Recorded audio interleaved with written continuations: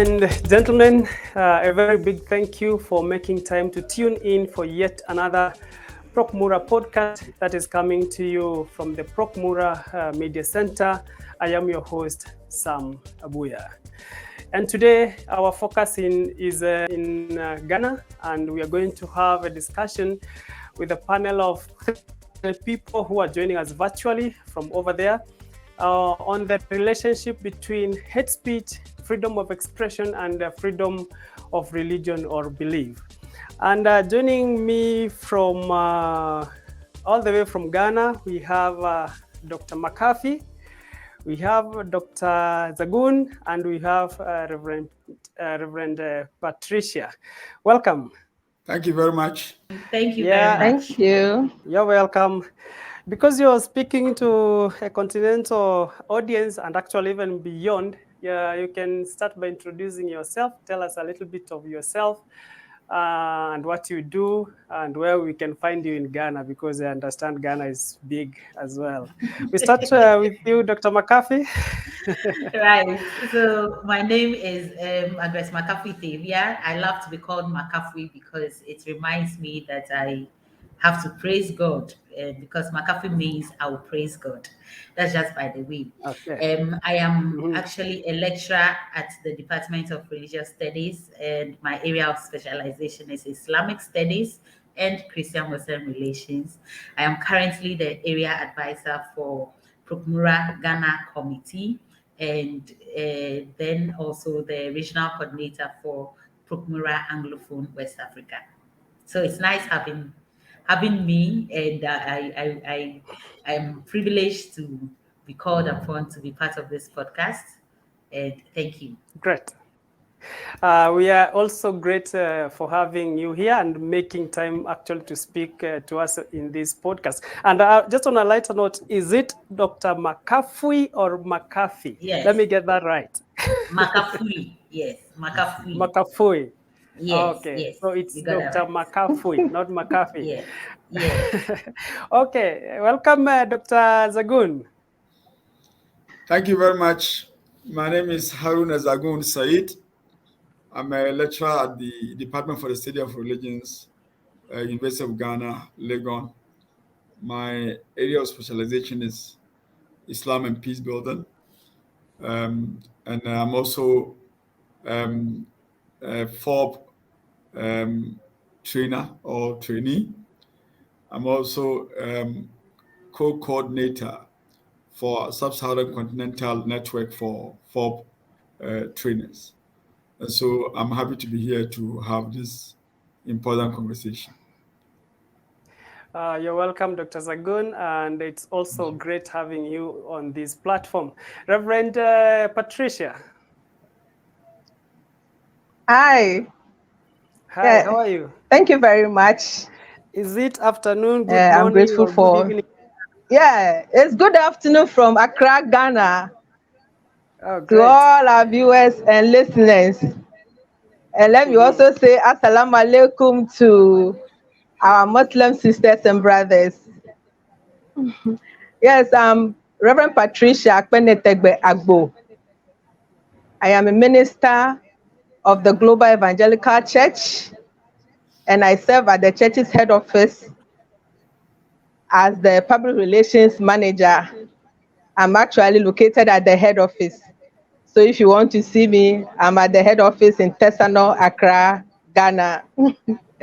I am also a PhD candidate at the Department for the Study of Religions of the University of Ghana, Legon. And I'm so excited to be part of this panel. Thank you for having me. You're welcome, Reverend Patricia. For now, you will allow me to stick to Reverend Patricia because the other one I might certainly. bite my tongue trying to pronounce it. Okay, now, just to set off the conversation, I will throw this to Dr. McAfee. Can you paint us a picture of the overview in terms of the freedom of religion or belief in Ghana? What is the situation like over there? Right. Thank you so much. So in Ghana, let me say that we are blessed and we don't take that for granted. And we are happy to be a model or example for the world to emulate. In Ghana, when it comes to matters of religion, I think that we have done quite well and we are still doing well, because then there is the point where religious leaders know that they have to keep teaching their adherents to live in peace and allow people to relate well and be free in how they practice their religion. And so, freedom of religion in Ghana is such that you go to places and then you see that everybody respects the other person's religion and allow for people to be free in how they worship and practice their religion.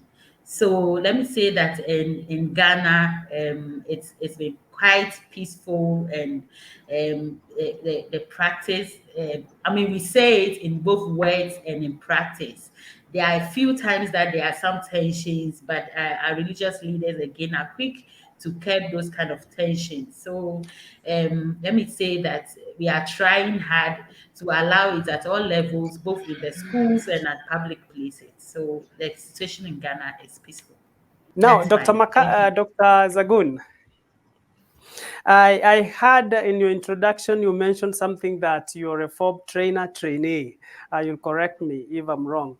And maybe I just wanted to let you speak to us on the relationship between the freedom of religion or belief, hate speech, and the freedom of expression as it is in Ghana. Good, thank you very much. I think my sister, Dr. McCaffrey, has summarized the situation in Ghana. Ghana is blessed to have very good relationship between Muslims and Christians and other faiths, and people are allowed to express themselves in their beliefs and in their religions. But again, you may find once a while people who don't understand, why we need to relate well with one another, to make certain statements that sometimes are offensive to the other. And so we don't have so much of hate speech in Ghana very publicly. But once a while, you get people saying something against the other, which is not palatable. And so sometimes it brings some few frictions. And like she said, we know about this. So Ghana is actually relenting.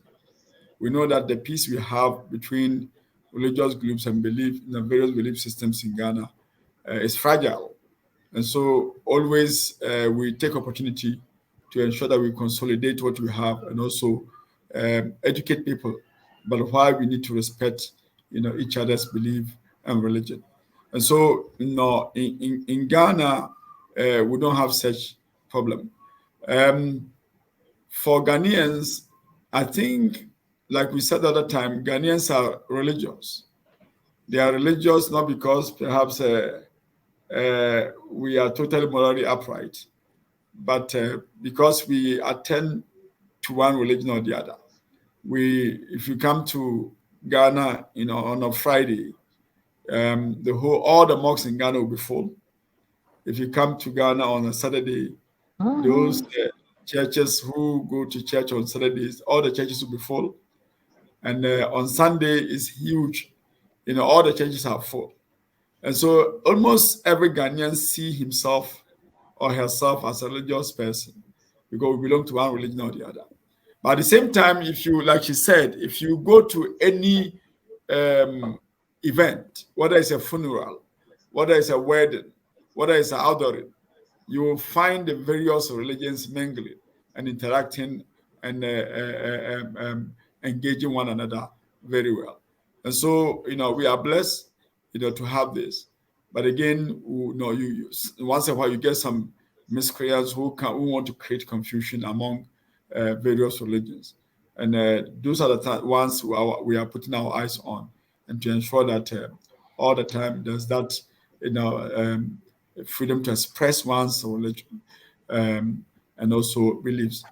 And now we, having said that, we have certain turning issues sometimes in the schools, whereby we we we find some student or some group of people who will say this school is a Muslim school, so you wouldn't allow Christians to pray in this school, or will force that Christians should wear hijab.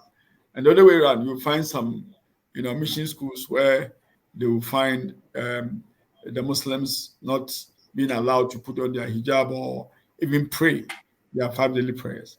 But these are generally a few incidents. Generally, we are all very cooperative when it comes to expression of our religious beliefs and practices. Okay, thank you, Dr. Zagun. And just to bring in Reverend Patricia, I think Dr. McCaffrey and Dr. Zagun have painted a picture of a country that is doing fairly well in terms of the freedom of religion or belief. But again, as I usually say, we can never be 100%.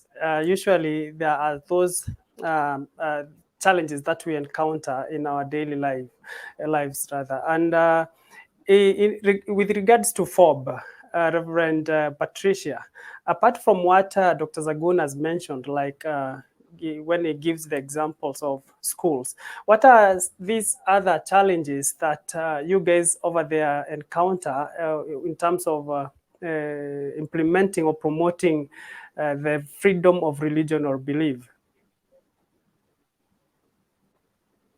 Okay, thank you very much. Maybe I might not have more to share on the negative side, because just like my senior colleagues have actually said, Ghana is relatively very accommodating and tolerant when it comes to religions or people's religions and faith. We are all allowed, even as a constitutional provision, to practice our faith.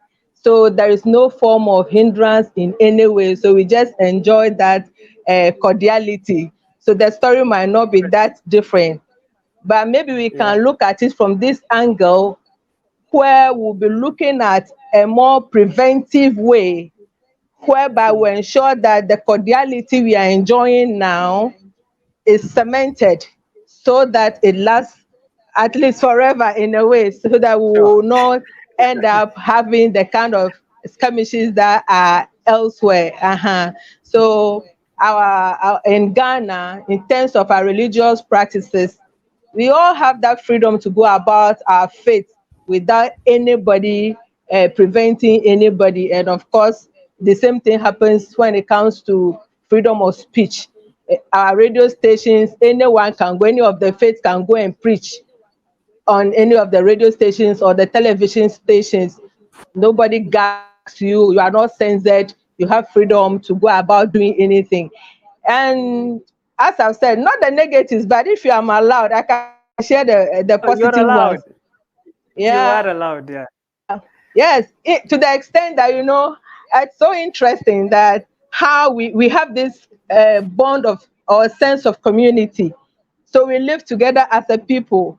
We find even in a compound house, for instance, we have a Muslim landlord or landlady having a Christian tenant, and we live in the same community, not having any problem.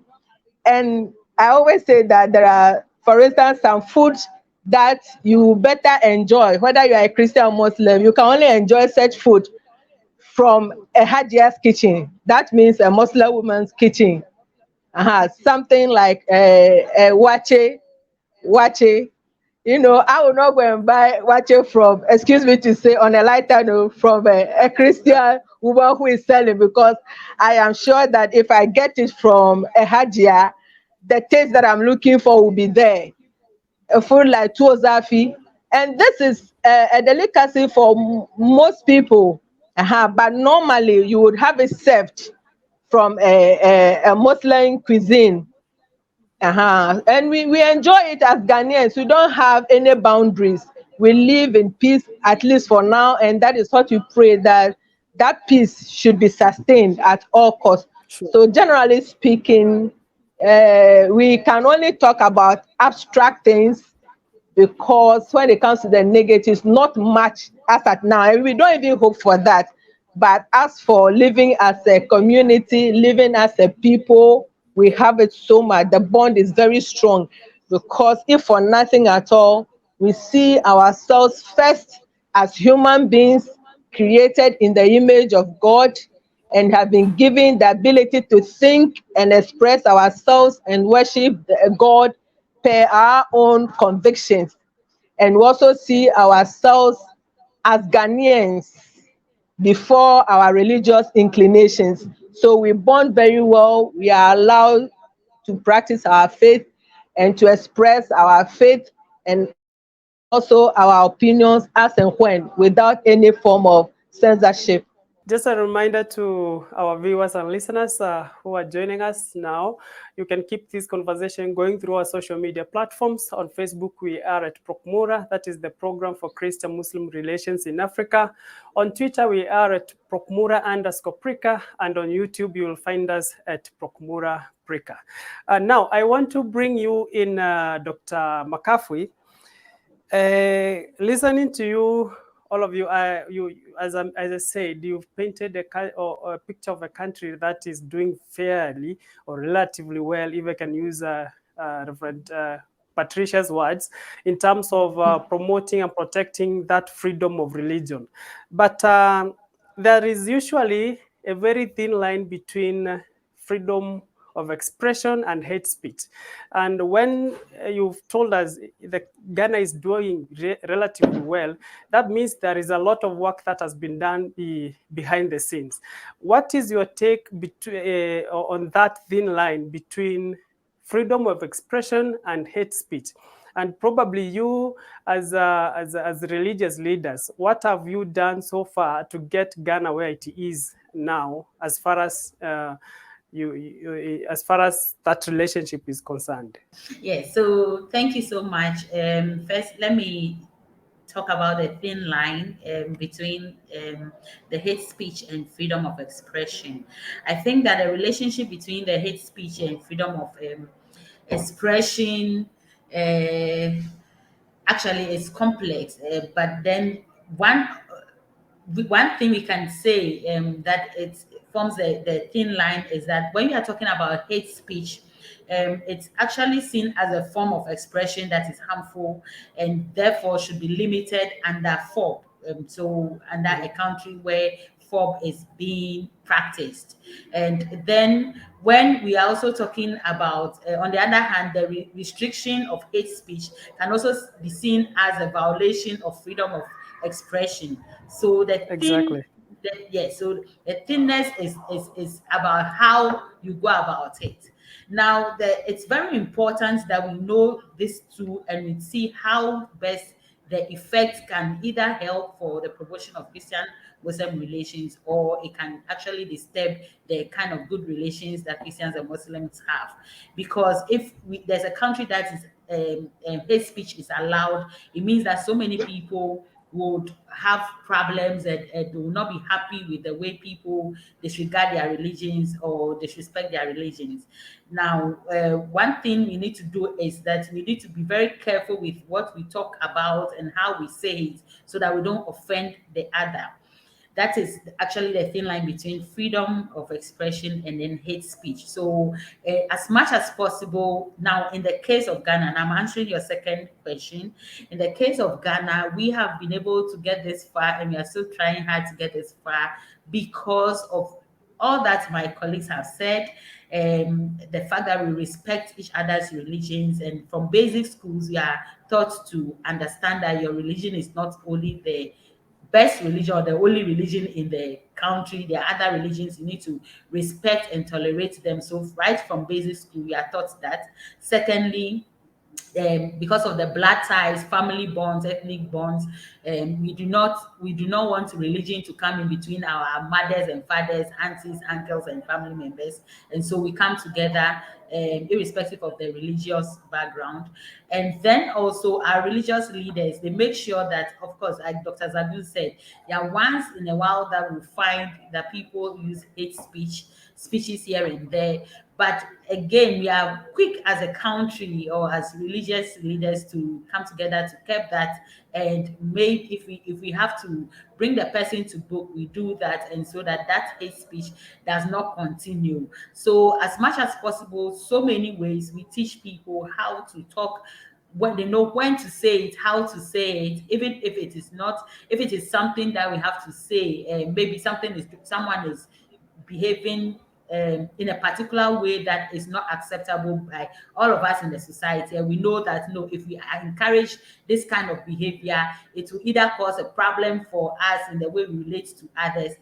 Religious leaders are quick to bring the person to book, and then as time goes on, we see that the person understands that, no, we have to continue the good relations that we have as a country. So these are some of the ways that Ghana has been able to curb this kind of hate speech and have allowed for freedom of expression and religions.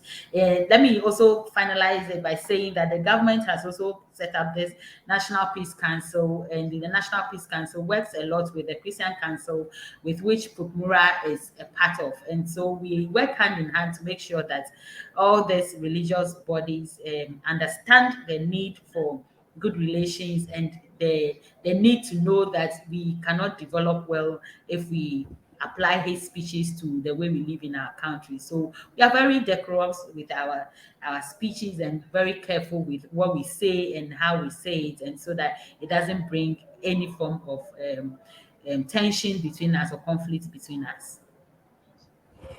Okay, thank you, Dr. McAfee. Dr. Zagun, I want to throw this to you, not far off from actually what I asked Dr. McAfee. Forb is a universal human right. But as they say, my right stops at the point where yours begins from. Can you speak to us about that in relation to hate speech and, again, the freedom of expression in Ghana? So, like my sister, Dr. McAfee, mentioned, Ghana began well as a nation state when it comes to freedom of worship. And so it is actually in our constitution, clearly stated that there's freedom of worship. And so not just stating it in the constitution, the politicians themselves are aware of it and make sure that they don't do anything to go contrary to what the constitution is saying. And so, for instance, in most cases, when it comes to politics, the politicians want to use religion, to be able to get a lot of votes. So I don't know whether you know, in Ghana now, at the moment, we have a Christian president and a Muslim vice president. And this all help in tuning the mind of the people that we will need to live with one another peacefully. She mentioned the National Peace Council. The National Peace Council is a statutory body. It's an institution established by government, established by law, the laws of Ghana. And their work is to preempt, any conflict, especially from religious perspectives, or from the place of religion. And so you will find the members of the National Peace Council, almost all of them being leaders of religious groups in the country. So you have the National Chief Imam having his representative there. You have the Catholic Bishops Conference. You have the Christian Council of Ghana representation, and even the chairman of the council itself is a religious person. So they do all this to ensure that they pick information that will disturb the peace, especially from religious perspective, and work on it even before it becomes a problem. And so that has been well understood, by Ghanaians. So anytime any Ghanaian comes out to make a hate speech, all Ghanaians will come after him or her and trying to cancel that person. Most often they come to apologize back. They come to apologize. And so that understanding is there. And like she said, like Dr. McCaffrey said, I have been a teacher from I was a teacher at the primary school. I was a teacher at the junior high school, senior high school, before I became a teacher at the university. And at the junior high school and the senior high school, we have courses about religious moral education, where students are taught to relate one another. So we go to boarding houses together as Christians and Muslims, together without any special discrimination against anybody. We chat together, we work together, we eat together, and we learn about the values of every religion. And so, like Reverend Akpena said, you come to know that you don't have a distaste or hate for any religion, because you are told that in every religion there are values that you can imbibe from school, from class 1. Now, from class 1 up to the university, you are told this. And so we are lucky to have this orientation. But like I said, once a while you find people coming to say things that are not right. And Ghanaians are quick to now tackle such a person in a way that the person will appreciate the fact that we have freedom of worship, freedom of religion in Ghana, freedom of belief in Ghana, and that we must respect it. And so Ghana is good at that.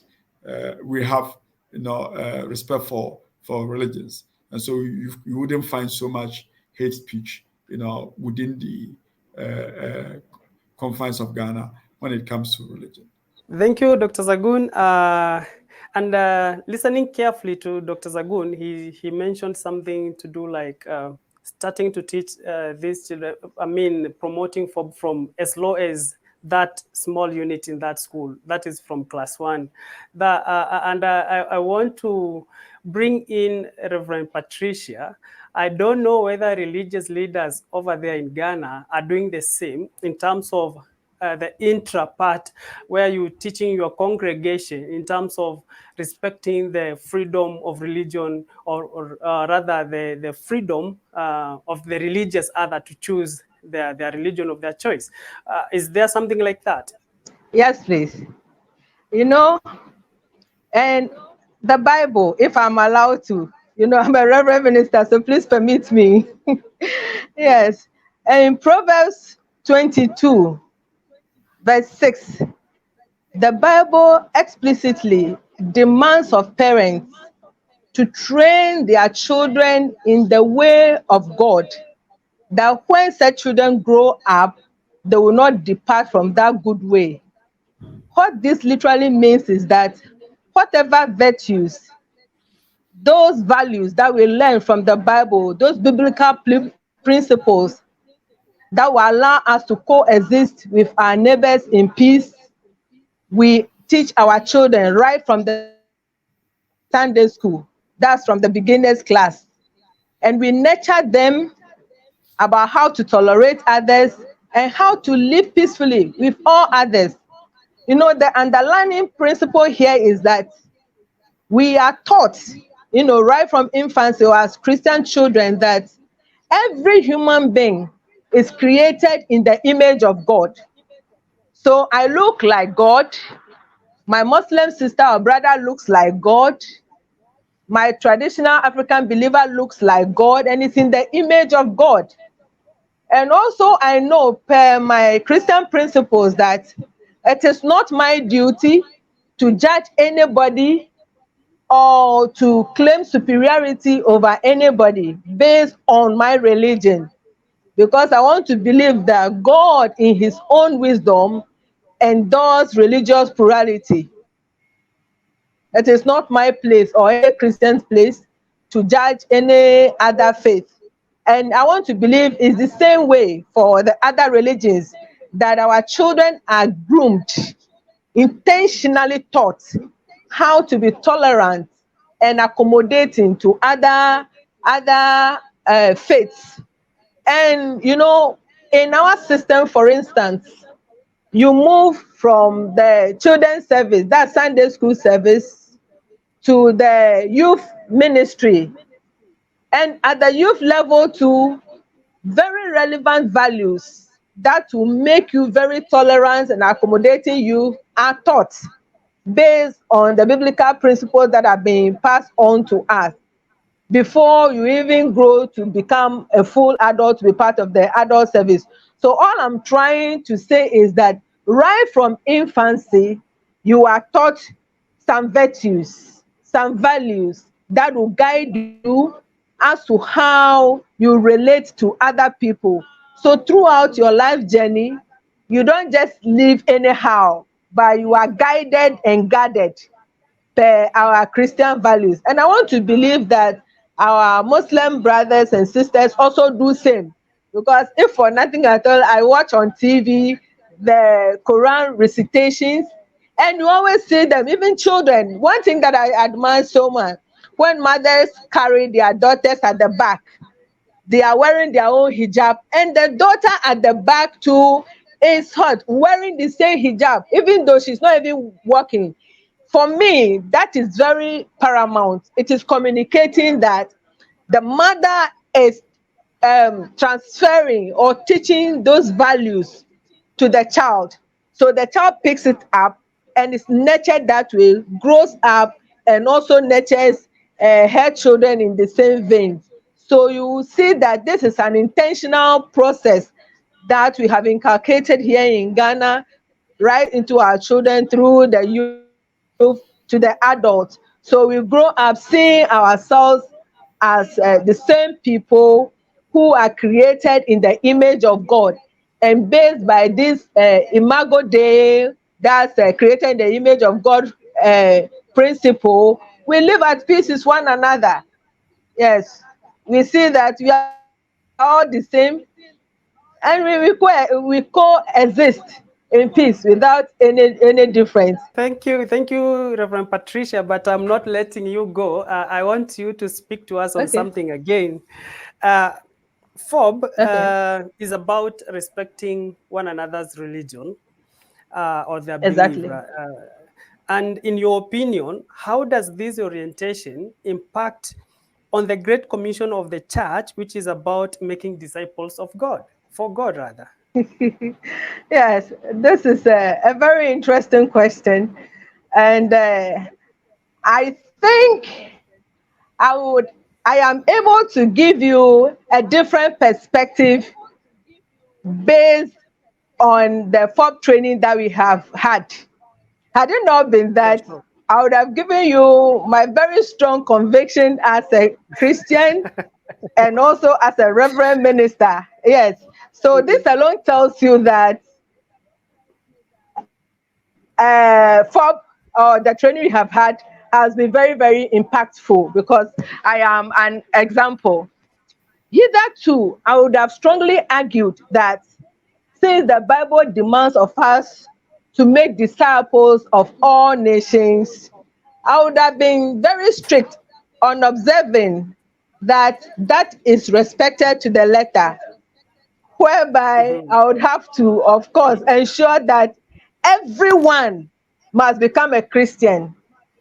Mhm. But for the training that we have had, I have now gotten the understanding that, of course, every faith counts, and God has a way of reaching out to everybody.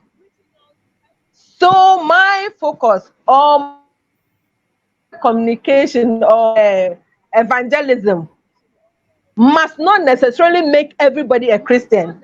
And of course, I'm not sure everybody can become a Christian before the world ends.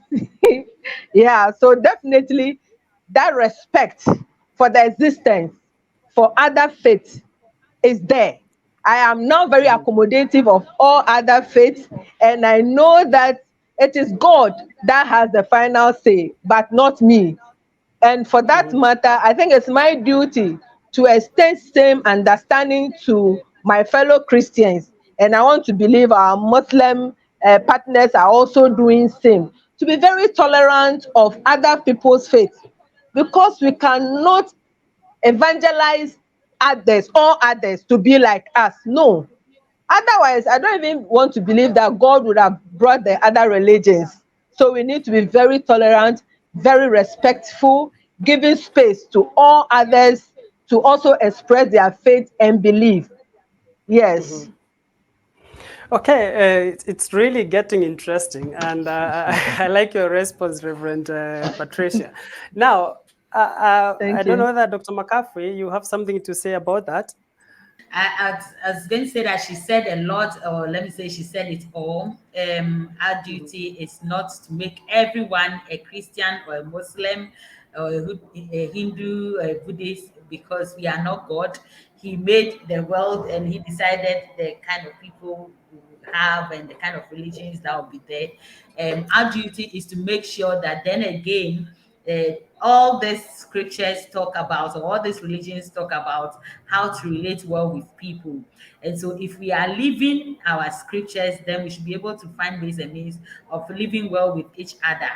So, like she said, a conscious effort is made, and the understanding now. Some time ago, we had a meeting, and Bishop and I, Bishop Samwini and I, have been talking about. Making sure that many theological institutions should think of kind of reviewing their theological, maybe their teachings in the seminaries or their theological schools. They should review it to include courses that would talk about the need for cooperation amongst religious people, because we cannot run away from the fact that we will never sleep and wake up and we will be the only religious people living in the world. So the way the world is realistic now, we have to rather find ways and means of letting everyone know that yes, we would have to find ways and means of living together, cooperating, and making sure we have good and healthy Christian Muslim relations, or good and healthy religious relations between religious people, irrespective of the background. Because I think that first of all, it's about you being a human being, and it's a fundamental right to make sure that you live. I keep telling sometimes my students that I haven't seen the situation where something will happen. I used to use Ghana, but I think, come to think of it, even in the world or other parts of the world, if there's something that happens right now and there's war, or there's something that is happening and everybody is running away, I don't think that whatever atrocity it is targets a particular religious group. Okay, so let me bring it down to probably if there's a car accident and we have to help the victims, or we have to treat them in the hospital. If they are rushing the victims to the hospital, the ambulance is rushing the victim to the hospital. I don't think that they are going to be treated based on their religious background. They are going to be treated because they are human beings. And that is what should lead us to be able to relate well with one another. Again, if there are issues concerning security, it affects every one of us. When COVID came, it affected every one of us. So why can't we find ways and means of living together, cooperating and collaborating, so that we can develop as a people, as a nation, and even in the world, we can have some peace.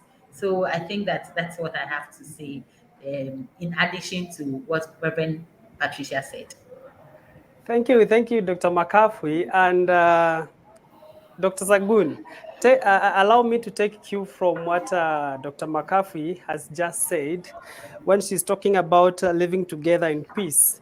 And there is a saying that the world of peace is the world of Islam. Uh, Speak to us. Where do you find these? Do you find rather Forb in this? When we say that the world of peace is the world of Islam, then where do we find Forb in this? Yes, so thank you very much. You asked earlier on, you asked a very important question to my sister, Reverend Akpene, Patricia, about the conscientization we need to do within our various religions, what I call interfaith, conscientization on Forb. It's very critical. If you talk about hate speech, it comes from within. And so the idea of we conscientizing our own religious groups about the need to allow for freedom of belief and religion is so critical. And for me in Ghana, that is one of the projects that need to be done in Ghana. I'm not saying Muslims in Ghana are not peaceful, but again, there are a lot of them who must understand why they must live with other religious others. And so we need to hammer on that, the issue of intra-faith conscientization on Forb. Very, very important. And that will keep the issue of hate speech and other things. But Islam is peace. And I've said it in many occasions, when I'm giving a lecture, that it's not enough to say you are a Muslim and you are Islam means peace. You must show it as a Muslim, in all your dealings with fellow human beings. We get to know when you are peaceful, when you are dealing with your fellow human beings, not when you are dealing with yourself. And so the idea of Islam being peace, should reflect in the way a Muslim relate with fellow human beings. And so we are told, in our religion, in Islam, that one thing that will be a key issue, in the day of judgment for every Muslim is how you relate with your fellow human beings, what we call mu'amalat.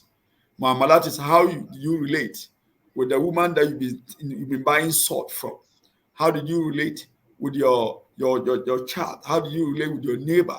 How do you relate, with your fellow students or mates or colleagues at work? Whether they are Muslim, whether they are not Muslims, you'll be questioned on that. And so for me, it's not enough for you to say Islam is peaceful or is peace. It is rather a duty on you as a Muslim to show in your dealing with your fellow human beings that Islam is peace. Islam must be seen in you. And like the Bible say, the Quran also say that we are Muslims, human beings are vicegerent. They are representative of God on earth. And so whatever God you view God is, it must be seen in you. And God is good. And so you must be good all the time. And so for me, that is the critical duty on every Muslim. Now, whatever you are, if you say Islam is peace, and indeed Islam is peace, then that peace must be seen in you. And for me, that is the thing that Muslims should focus on. Thank you, Dr. Zagun. Before I come to you, Reverend Patricia, allow me to bring in Dr. McCaffrey. And as we bringing this to a close, Dr. McCaffrey, you told us in your introduction that you're a lecturer, and Yes. we understand that universities usually bring together young people who are very energetic and at times who can be manipulated actually to advance either hate speech or even curtail other people's freedom of expression or even freedom of religion or belief. Can you speak to us about that? The first and foremost aim of the universities or higher institutions is to promote education, make sure they teach, promote research work and all that. And that kind of development goes on well if people work together. And if we work together, irrespective of religious backgrounds, then we achieve the aims of and visions of the universities. And so in teaching and learning, we don't look at religious backgrounds, we look at promoting education. Then again, what has helped the institutions is the fact that back in our various the religious landscape of the country, it's a peaceful one, and so we will not come to the university and now come to change things. So we continue to live what we do at home in school. And then again, we don't get much hateful speech and expressions from students and people working within the institutions, because we are practicing the same thing that we did at home in school. Then also because we have bodies that help to protect various organizations. So, for example, in KNUST, we have the Students Chaplaincy Council, and all the majority of the churches have registered with this council, and the Protestant chaplain heads them and make sure that he guides them as to how they operate on campus. And so this most of the students church fellowship are members of this particular council. And then we have the Catholic chaplaincy as well for the Catholics. We also have the Ghana Muslim council as well for the Muslim students, and they also guide the Muslim students as to how to live their religious lives on campus. So because of these councils, and also because of the policies surrounding education in our institutions, of course, all the institutions in Ghana, I know, have allowed for freedom of worship and belief. And so this is not a point where we prevent anybody, but these organizations or councils are meant to protect and guide students as to how to live their lives and be allowed to worship freely on campuses. So in a nutshell, I'm just trying to say that because of these organizations and because of the peaceful nature of the country, when we get to school, we are guided and we are sure that we don't say anything or do anything to disturb the peace of the institutions or the peace of the countries. We know that then again, like Dr. Zagu said about the National Peace Council, they are there. And first of all, even before National Peace Council comes in, these councils that take off students worship and practice on campus, and then the schools leadership would make sure that we don't have hateful speech going around and it disturbing the peace even before National Peace Council comes in. So because of that, we haven't really had any episode or any experience with students whose hate speech has caused a lot of conflict or has caused tension in our universities in Ghana.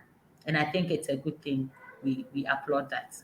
Ghana, you're doing really good compared to other African countries. And I agree to the earlier sentiments that were made that Ghana is coming out strongly as a model to other countries in Africa when it comes to the freedom of religion or belief, and as far as the freedom of expression and hate speech are concerned.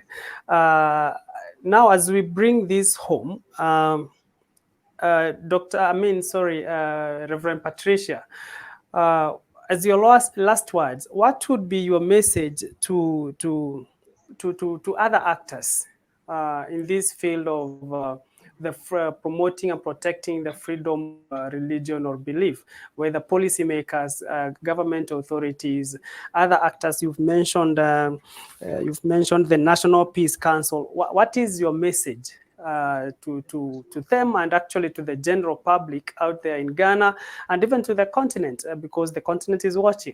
Thank you very much. And before I conclude, I also want to thank you so much for the opportunity given to me to share my thoughts on this very important matter. My final word to the general public, as far as for freedom of religion, freedom of belief, freedom of speech, hate speech, and all that is concerned, is that there is the need for us as a people to learn about our religious others. The fact remains that if you don't know what someone is doing, you don't understand what the person is doing, the tendency of having erroneous impressions about the person is very high. We know that in Ghana, at least 3 major religions are endorsed or are known, in terms of Christianity, Islam, and African indigenous religion. We know.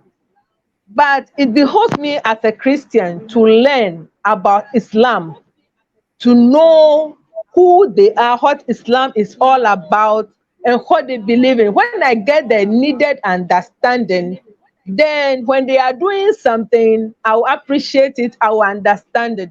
But if I fail to learn about them, that is when I'll have erroneous impressions about them, and thereby maybe going ahead to say something that will be offensive.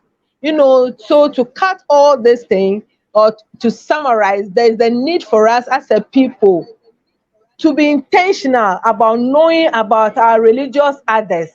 By so doing, we will be able to understand them and to coexist peacefully with them. Thank you. Dr. Zagun, if you had a Hey. chance to speak to a continental audience, and actually even beyond the continent, as a Forb trainer, as someone who has a lot of experience in as far as the freedom of religion or belief is concerned, what would be your message? My message would be that it is, something so important to everybody, to appreciate each other's religion. Appreciation of the religion of the other is so important, is crucial to our good relationship that we want to have in this world. And you don't need to lower any tenet of your religion to be good to the other. And I believe that all the religions teach about good relationship, and good relationship will bring peace. And so, you don't need to lower any part of your religion to be good, because religion is all about human beings and how human beings appreciate, God. And so I will tell everybody that it should be part and parcel of your work, your duty, to ensure that there's freedom of worship, freedom of religion, freedom of belief, to the other, so that we can all live, peacefully.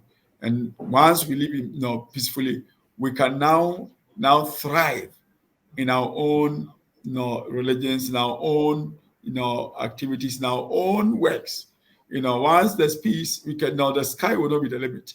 And when peace will come, when will peace come? Peace comes only when we live with each other, very well, and also ensure that we are each other's keeper. We are human beings first before religion, and so we must be each other's keeper. And once we are each other's keeper, we will not, speak hatefully to anybody. We will not give, hate speech to anybody. We will not condemn. We will not disrespect. We will, mutually respect one another and live peacefully, and also thrive in our various religions. Thank you, Dr. Zagun. And to you, Dr. McCarthy, as your last words, again, allow me to borrow the wisdom of Dr. Zagun when he says that we need to live to be each other's keeper. I think something which you in Ghana, you're really doing well. Can you speak to the continent from the point of where you've been talking to us from, in terms of Ghana being the model to Africa, in terms of Forb? Can you speak to us now as your last words in this podcast? Thank you. I want to agree with Dr. Zagun. First, I want to say thank you to Procmura, the central office, for organizing this podcast. I think it's very important that we learn a lot from the experiences of one another, know where we can do better, and know what we can do best as well. So yes, back to the question. I want to say that it's a conscious effort that we all have to make.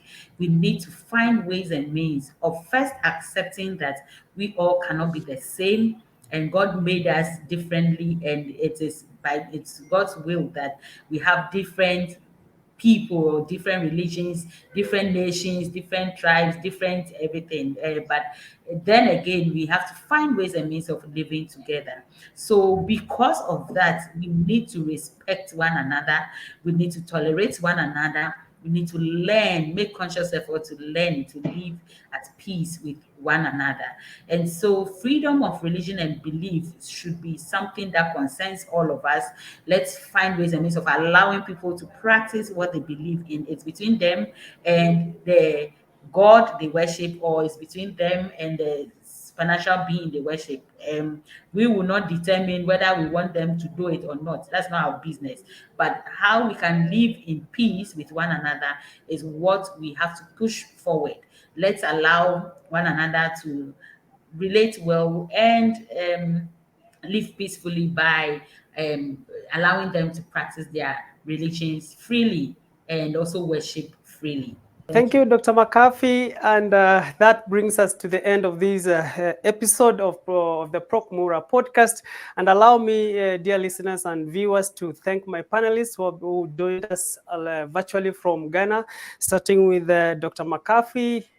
Then we have the Reverend Patricia and the only gentleman in the panel, Dr. Sagun. Thank you very much. And until next time, remember you can keep this conversation going through our social media platforms. On Facebook, you'll find us at Procmura. That's the Program for Christian-Muslim Relations in Africa. On Twitter, we are at Procmura_Prica. And on YouTube, you'll find us at Procmura Prica. And until next time, I've been your host, Sam Buya. God bless you. God bless Africa.